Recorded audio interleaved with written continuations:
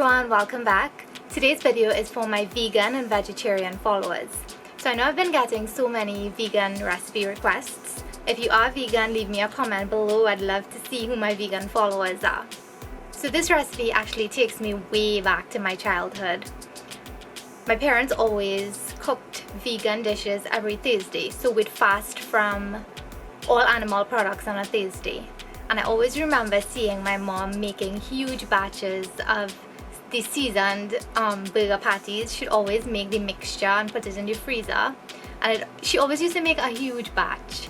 So every Thursday, she'd pull it out and fry some for us to take to school for breakfast or for lunch. So I thought that this would be a great recipe for my vegan followers. And as a teenager, I was also vegetarian for about 2 or 3 years. I was doing Indian classical dancing and I was fully immersed in what I was doing, and I just wanted to go fully vegan. So I did that for a couple of years. It didn't work out because, as you can see, I'm a full carnivore now. But I don't regret being vegan though, because I used to come up with a lot of unique things to make because I used to always get bored quickly of what I was eating. So these burgers are just a basic recipe. You can add different ingredients that you like and you can make the burger your own. This recipe is just a guide to help you along. So if you want to see how to make these amazing soybean burger patties, keep watching.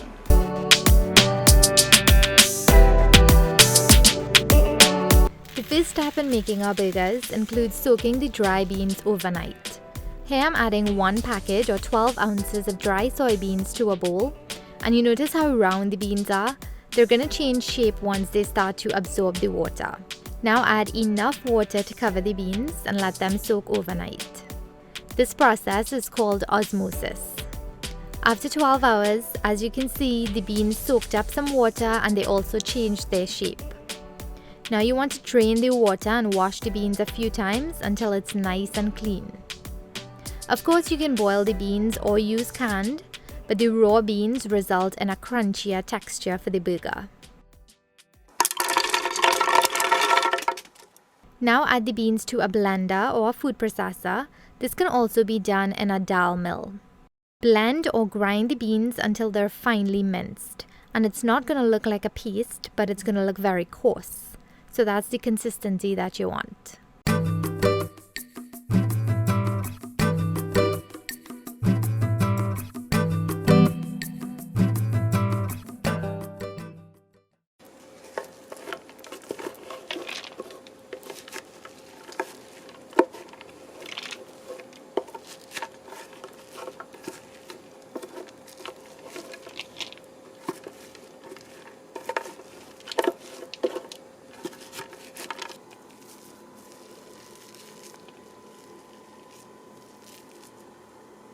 Now let's season up our soybean mixture.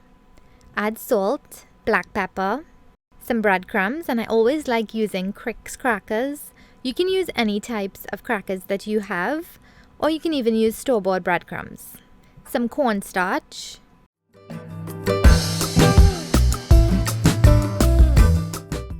and add about 2 tablespoons of water to it. This is going to be our binding agent that replaces the eggs.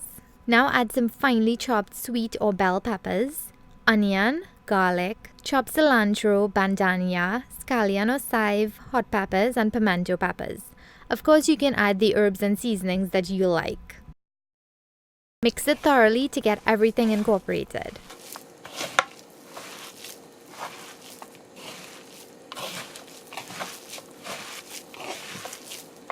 I'm also adding some smoked paprika for some extra flavor. And if you wanted to make these with egg, add everything I added in the first batch except the cornstarch and water. Replace that with 2 eggs. And these burgers can be made with a variety of additions. To make it more hearty, you can add some cooked rice, quinoa, mashed potatoes, spinach, some ground nuts, oats, almond or cashew butter, and the list goes on. To form the patties, use a plastic lid the size of what you want your patties to be. Or you can even weigh them or just eyeball it. Cover the lid in a plastic freezer bag and tightly pack the burger mixture into it. And you want to tightly pack it so that there's no cracks or anything.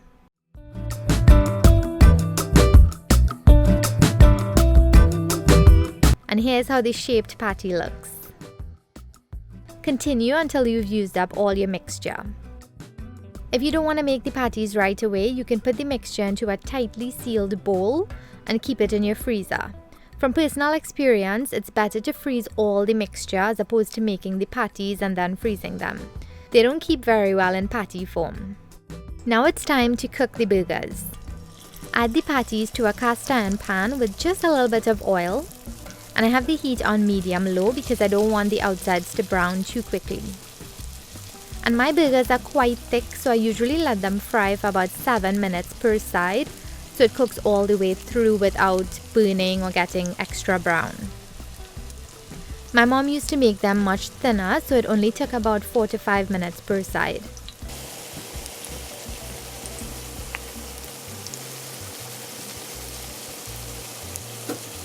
And once they're finished, both sides will have a lovely dark golden brown color. If you wanted to bake these, you can bake them at 350 degrees Fahrenheit for about 15 minutes. And as you can see, both the vegetarian and the vegan ones look the same, and in my opinion, they taste the same also. So you can choose to use the eggs or the cornstarch and water. I'm having mine with some freshly baked hops bread or dinner rolls today. So I hope that you enjoyed the video and that the recipe is easy to follow along. Before I go, I'll leave a few helpful tips for you. Instead of soybeans, you can use any other type of dry bean that you like. And if you want a crunchy burger, use the raw soaked beans like I did. If you want a softer burger, you can boil the beans or use canned beans. And you can use a variety of different beans. It doesn't just have to be one. You can do a mixture of soybeans, black beans, and lentils, or just use the beans that you really like. You can also add some more binders or egg replacers if you want. Use flax meal, chia seeds, or psyllium husk. They're all great alternatives to egg and cornstarch. Mashed potatoes and nut butters also help to bind the burgers. As I mentioned, you can also bake these or grill them if you want. And when you're cooking it in the pan, make sure you don't overcrowd it too much. This recipe is just a guide so you can have fun in the kitchen and add whatever ingredients that you like. Thank you so much for watching. Remember to send me your pictures on social media when you try it. I am at Taste of Trinbago on Facebook, Instagram, and Twitter. You can also email me at spoonfuloftrini@gmail.com. I look forward to hearing from you all. See you next time. Bye!